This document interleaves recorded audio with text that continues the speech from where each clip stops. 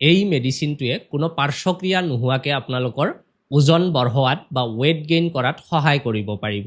আপোনালোকে যেতিয়াই ৱেইট গেইনৰ কাৰণে কিবা মেডিচিন এটা ল'ম বুলি ভাবে মনত এটা ভয় ভাৱ নিশ্চয় জাগে যে এই মেডিচিনটো ছেফ হয়নে নাই বা লং টাৰ্মত ইয়াৰ কিবা ছাইড এফেক্ট হ'ব পাৰে নেকি। এইটো এটা হোমিঅ'পেথিক মেডিচিন, ইয়াৰ কোনো ছাইড এফেক্ট নাই। সকলো বয়সৰ ল'ৰা ছোৱালীয়ে এই মেডিচিনটো ব্যৱহাৰ কৰিব পাৰে।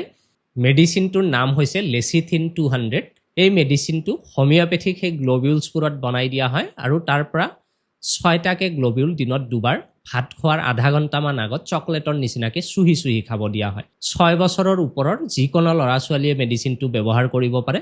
প্ৰথম অৱস্থাত আপোনালোকে 10 দিনমান মেডিচিনটো ব্যৱহাৰ কৰিব। আপোনালোকে 10 দিনৰ ভিতৰতে ধৰিব পাৰিব যে আপোনালোকৰ যিটো ভোক আছিলে, এপেটাইট আছিলে, সেইটো ইম্প্ৰুভমেণ্ট হৈছে, আপোনালোকৰ ডাইজেশ্যনটো ভাল হৈছে, আপোনালোকৰ মেটাবলিজমটো ইম্প্ৰুভ হ'ব, লগতে আপোনালোকৰ শৌচটো খলচা হ'ব বা আপোনালোকৰ ষ্টুলৰ হেবিটটো কি হ'ব, ভাল হ'ব। প্ৰথমতে 10 দিন ব্যৱহাৰ কৰি চাব। যদি ইম্প্ৰুভমেণ্ট ফিল হয় মেডিচিনটো আপোনালোকে 30 ডেজলৈকে কণ্টিনিউ কৰিব পাৰিব।